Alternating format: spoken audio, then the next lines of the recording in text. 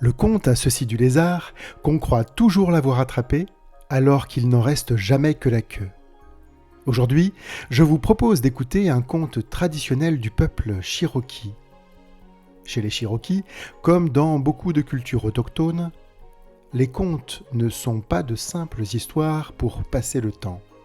Ce sont des récits de création et de fondation. Des récits qui expliquent le monde, les relations entre les êtres vivants et la place de chacun dans l'équilibre du vivant. Et comme nous parlons de lumière et d'ombre dans cette saison des contes de la queue du lézard, voyons ici comment le feu a été volé pour arriver sur Terre selon cette même légende Cherokee. Ce récit, vous le verrez, donne une place centrale à une figure surprenante, une créature minuscule que je vous laisse découvrir, une créature souvent méprisée ailleurs, mais qui incarne ici l'intelligence, l'humilité et l'ingéniosité.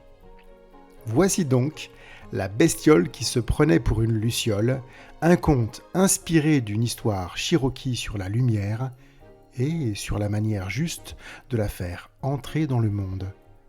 J'en propose ici une version réécrite avec un titre totalement et volontairement détourné. Au tout début du monde, avant les villages, avant les chemins, avant même les histoires, il n'y avait pas de feu. La nuit tombe vite à cette époque. Le froid mord les pattes et les mains. Les animaux se rassemblent les uns contre les autres, tremblants, et tout ce beau monde vit dans l'ombre. Mais un jour, très haut dans le ciel, les êtres du tonnerre lancent un éclair. La foudre frappe un grand sycomore au cœur d'une île entourée d'eau. Et l'arbre s'embrase. Une lumière nouvelle s'élève. Une fumée chaude monte vers le ciel. Les animaux voient cela, et ils comprennent alors. Le feu existe. Alors, ils décident de tenir conseil, car chez les Cherokees, rien d'important ne se décide seul. Qui ira chercher le feu pour tous demande-t-il.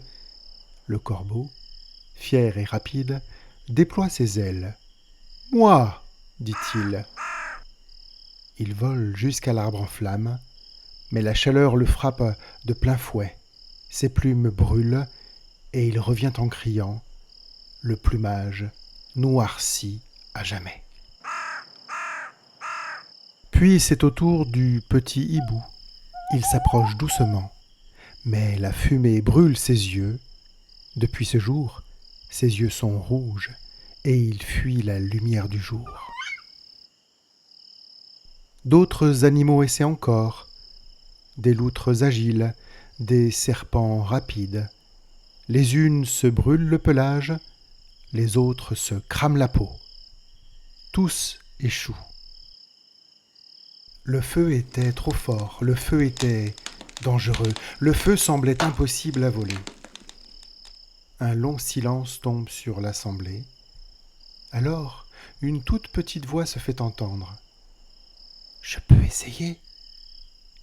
Les animaux se penchent. Au sol, ils voient l'araignée d'eau, si petite, si discrète, et ils se mettent à rire. « Toi, comment une si petite créature pourrait-elle rapporter le feu ?» Mais à ces paroles, l'araignée d'eau ne se vexe pas.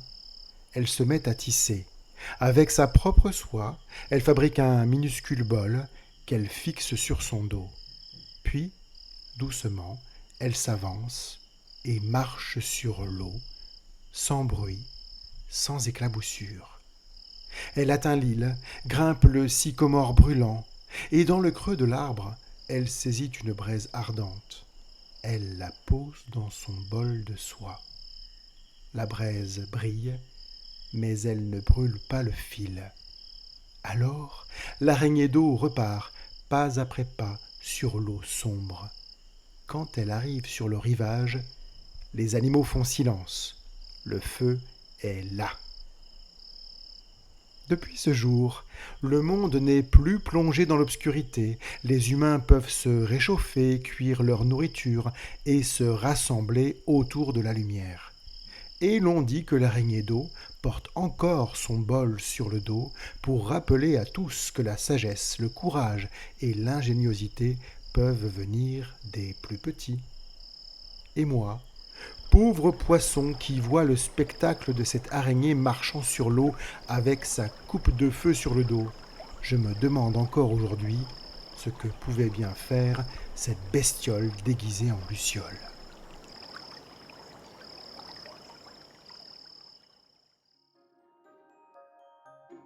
Ce conte Cherokee nous parle de l'origine du feu, mais il s'inscrit aussi dans une grande famille de récits que l'on retrouve partout dans le monde. Dans les contes, les plus petits sont rarement les plus faibles, bien au contraire.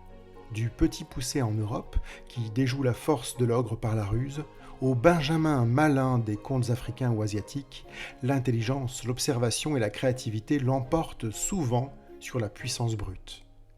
L'araignée d'eau appartient à cet archétype universel. Elle n'affronte pas le feu, elle le comprend, elle ne défie pas les êtres du tonnerre, elle trouve une autre voie. Cette araignée n'est pas sans nous rappeler une autre araignée qui vient d'Afrique, Anansi, un personnage récurrent des contes africains auquel nous consacrerons le prochain épisode et à qui nous avions déjà consacré l'épisode intitulé « Le féticheur et la pastèque bavarde ». Ce qui distingue pourtant ce conte Cherokee, notamment par rapport à l'araignée Anansi, c'est que son héroïne n'agit jamais pour elle-même. Elle rapporte le feu pour tous. Le savoir, ici, n'est pas une victoire individuelle, mais un bien commun, né du conseil et du respect de l'équilibre du vivant. Ainsi, à travers une toute petite araignée, ce récit nous rappelle une leçon ancienne et partagée par de nombreuses cultures. La grandeur ne se mesure ni à la taille, ni à la force, mais à la justesse du geste et à l'intelligence du cœur.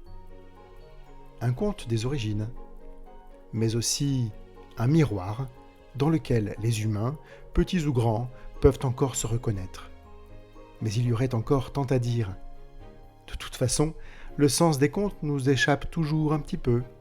N'oubliez pas, le conte a ceci du lézard qu'on croit toujours l'avoir attrapé, alors qu'il n'en reste jamais que la queue.